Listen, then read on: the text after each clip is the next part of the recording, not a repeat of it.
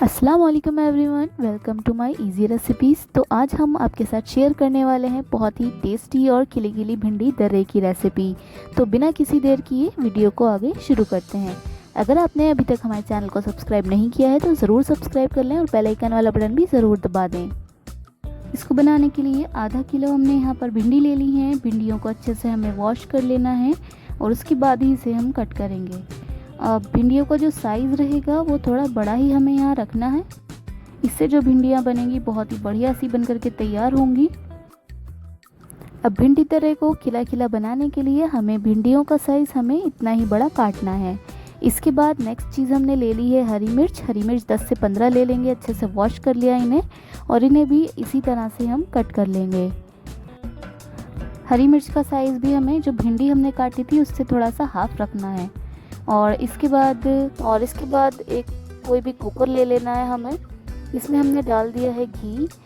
2 बड़े चम्मच घी ले लेंगे और साथ ही 2 मीडियम साइज़ की प्याज हमने चॉप कर ली थी वो डाल देनी है। प्याज को अच्छे से ब्राउन होने तक पका लेना है। उसके बाद शामिल करेंगे इसमें अदरक लहसुन का पेस्ट। तो अदरक लहसुन का पेस्ट हमने यहाँ पर 2 टेबलस्पून ले लिया है। इसके बाद आधा किलो दर्रा ले लिया है। दर्रे को भी अच्छे से धो लेना है। उसके बाद इसमें हम डाल देंगे। दर्रे को 2 से 3 मिनट तक हमें इसी में अच्छे से मिक्स करना है, अच्छे से भून लेना है। अब इसके बाद हमने यहाँ पर मसाले ले लिए हैं।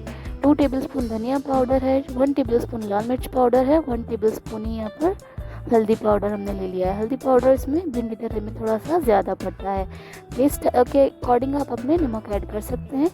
साथ ही यहाँ पर थोड़ा सा पानी हम डाल देंगे।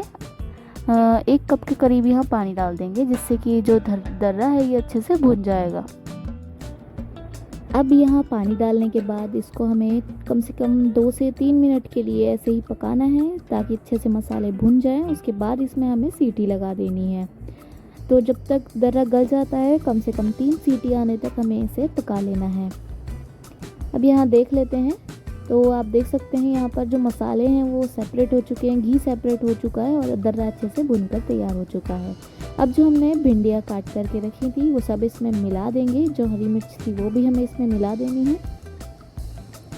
और साथ ही यहाँ पर थोड़ा सा इसका टेस्ट एनहांस करने के लिए हमने यहाँ इमली ले ली है। इमली को अच्छे से धोकर इसमें मिला देंगे। अब सभी भिंडियों को अच्छे से दर्रे के साथ मिला देना है। अभी हम भिंडियों को चला देंगे लेकिन बाद में इसे हमें बिल्कुल नहीं चलाना है। अब यहाँ पर हमें सीटी नहीं लगानी है कुकर की, ऐसे ही हमें ऊपर से कवर कर लेना है। और इसके बाद 10 से 15 मिनट में आप देखेंगे कि भिंडियाँ बन करके तैयार हो जाएंगी। तो इसको मीडियम टू लो फ्लेम पर हमें पकाना है। अब आप यहाँ देख सकते हैं कितनी बढ़िया सी और खिली खिली भिंडियाँ हमारी यहाँ पर बन करके तैयार हुई हैं। बहुत ही चटपटी और बहुत ही बढ़िया भिंडी बन करके तैयार हुई हैं। अगर आपको रेसिपी अच्छी लगी हो तो प्लीज़ ज़रूर लाइक करें, शेयर करें और हमारे चैनल को सब्सक्राइब करना ना भूलें।